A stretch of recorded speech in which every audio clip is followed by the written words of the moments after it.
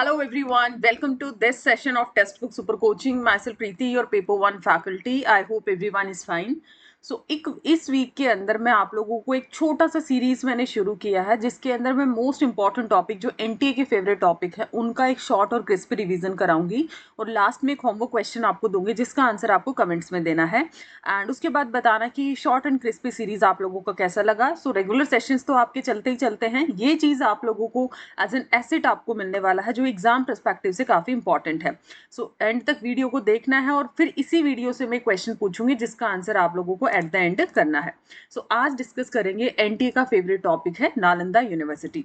सो अगर मैं नालंदा यूनिवर्सिटी की बात करती हूँ, हाल ही में आप लोगों ने थोड़े टाइम पहले इसका न्यूज भी सुना होगा कि भी नालंदा यूनिवर्सिटी है, इसका दोबारा से जो इनॉग्रेशन किया गया है, ठीक है। और ये बेसिकली किसके द्वारा किया गया था? हमारे प्रधानमंत्री नरेंद्र मोदी जी के द्वारा। तो रिसेंट में जो ये इनॉग्रेशन किया गया था नए कैंपस का नालंदा में, जो राजगिरा बिहार के अंदर ये स्थित है, राइट, उसका कहीं ना कहीं उसको हमारा किसके साथ अलाइन किया गया था? नेट जीरो ग्रीन कैंपस के साथ, ठीक है। तो नालंदा यूनिवर्सिटी आपका कहाँ पर स्थित है? राजगिरा बिहार के अंदर।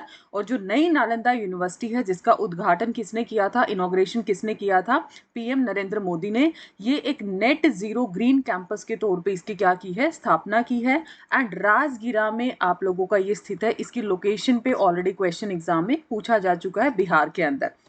नेक्स्ट आता है, इसकी स्थापना किसके टाइम में या किसने इसकी स्थापना की थी? तो इसकी स्थापना किसके द्वारा की गई थी? गुप्ता यानी कि कुमार गुप्ता वन ने की थी। अराउंड 5th सेंचुरी के आसपास इसकी स्थापना हुई थी और ये 12th सेंचुरी में काफ़ी इसने फ्लरिश किया। लेकिन यहाँ पर एक बेसिकली अगर मैं बात करती हूँ इसके डिस्ट्रॉय की बात करती हूँ, क्योंकि इससे भी क्वेश्चन पूछा जाता है, तो इसका जो डिस्ट्रॉय है वो किसने किया था? बख्तियार खिलजी ने इसको क्या किया था? डिस्ट्रॉय किया था। इसकी डिस्ट्रक्शन, इसकी बर्बादी की बात करें तो माना जाता है काफ़ी समय तक ये इसके जो लाइब्रेरी में इतना ज़्यादा कंटेंट था, इतनी ज़्यादा बुक्स थी जो काफ़ी समय तक जलता रहा था। अब ये बख्तियार खिलजी ने डिस्ट्रॉय कर दिया, तो इसको दोबारा रीडिस्कवर किसने किया था? एफ बुकानन ने इन 19th सेंचुरी के अंदर। और इसको वर्ल्ड हेरिटेज साइट के तौर पे भी डिक्लेयर किया है। 2009 में इसको क्या किया था? शॉर्टलिस्ट किया था। और 2016 में इसको क्या कर दिया था? यूनेस्को में वर्ल्ड हेरिटेज साइट का दर्जा दे दिया था 2016 में। इसके अलावा तक्षशिला यूनिवर्सिटी भी है जिसको 1980 में क्या दिया था? एक वर्ल्ड हेरिटेज साइट यूनिवर्सिटी का दर्जा दिया था। जो आप लोगों की बेसिकली नालंदा यूनिवर्सिटी है वो किस चीज़ के लिए फेमस है? ये बेसिकली फेमस है आप लोगों का बुद्धिज्म के लिए, करेक्ट है। अगर आपसे इसमें अराउंड टाइम पीरियड आपसे पूछ लिया जाए ना, तो आप यहाँ पे डिस्ट्रक्शन का याद रखिएगा। 1205 के आसपास इसका डिस्ट्रक्शन यहाँ पर माना जाता है बाय बख्तियार खिलजी। अब यहाँ पर क्या होता है, अगर मैं नालंदा यूनिवर्सिटी की थोड़ा और इसके इनडेप्थ चीज़ों की बात करती हूँ, ये सबसे पुरानी ओल्डेस्ट रेजिडेंशियल यूनिवर्सिटी मानी जाती है। आवासीय यूनिवर्सिटी किसको माना जाता है? नालंदा यूनिवर्सिटी को। और इस पे 2019-20 में क्वेश्चन आ भी रखा है। नेक्स्ट पॉइंटर की मैं बात करती हूँ, इसके कुछ प्रोमिनेंट स्कॉलर्स हैं, ठीक है। प्रोमिनेंट स्कॉलर्स में कौन कौन आ जाते हैं? जैसे कि आर्यभट्ट या फिर मैं नागार्जुन की बात करती हूँ। नागार्जुन स्कॉलर्स पे क्वेश्चन आते कौन कौन सी यूनिवर्सिटी का स्कॉलर था। देन दिनांक की बात करती हूँ, DINNAGA दिनांक की बात करती हूँ। या फिर मैं ब्राह्मण स्कॉलर धर्मपाला की बात करती हूँ। ये कुछ फेमस से क्या माने जाते हैं? स्कॉलर्स माने जाते हैं। यहाँ पर किसकी स्टडी थी? बुद्धिज्म के लिए ये फेमस है। एंड बुद्धिज्म में किसके लिए? महायान के लिए फेमस ये मानी जाती है, महायान की स्टडी के लिए। इसके अलावा यहाँ पर बात करती हूँ, अगर जैसे मैं जैन टेक्स्ट की बात करती हूँ, तो महावीरा जो वर्धमाना थे उन्होंने यहाँ पर अराउंड मतलब मान के चलो 14 से 15 साल यहाँ पर इन्होंने क्या किया था? अपना स्पेंड किया था, ऐसा भी बोला जाता है। अगर मैं फॉरेन ट्रैवलर्स की बात करूं, मतलब जो विदेशी यात्री थे जिन्होंने यात्रा किया था, China, Korea, Japan, Tibet, Mongolia, Sri Lanka, south east Asia, अलग अलग जगह से बहुत सारे फॉरेन ट्रैवलर्स ने यहाँ पे ट्रैवल किया था। तो उसमें सबसे ज़्यादा जो नाम माना जाता है 7th सेंचुरी में, दो ट्रैवलर्स हैं जिसको सबसे ज़्यादा, one is Hiuen Tsang and another is I Tsing, ठीक है। इन दोनों स्कॉलर्स का सबसे टॉप पे नाम यहाँ पर पाया जाता है। ह्युआन जेंग ने यहाँ पर किस चीज का स्टडी किया था? अगर मैं ह्युआन जेंग की बात करती हूँ, किस चीज का स्टडी? अर्थशास्त्र, ठीक है। अर्थशास्त्र यहाँ योग शास्त्र, करेक्ट कर देती हूँ मैं इसको, अर्थशास्त्र कौटिल्य है, योग शास्त्र प्लीज इसको करेक्ट कर लीजिएगा। तो इसका यहाँ पर इन्होंने क्या किया था, स्टडी किया था। और वहाँ पर जब चांसलर कौन थे, शीलभद्र।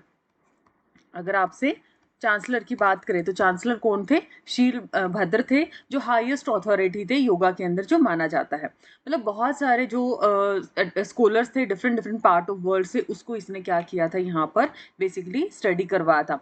हालांकि यहाँ पर अगर मैं एकेडमिक एक्सीलेंसी और करिकुलम की बात करती हूँ तो यहाँ पर ये बोल सकते हैं जो 3 डॉक्ट्राइन होती थी, थेरावाद, महायान, वज्रयान, या फिर मैं फाइन आर्ट्स की बात करती हूँ, मेडिसिन, मैथमेटिक्स, मोस्ट टाइप की स्टडीज एंशिएंट टाइम पे करवाई जाती थी। बट यहाँ पर स्पेसिफिकली किसके लिए ज़्यादा फेमस माना जाता है, महायान की स्टडी के लिए।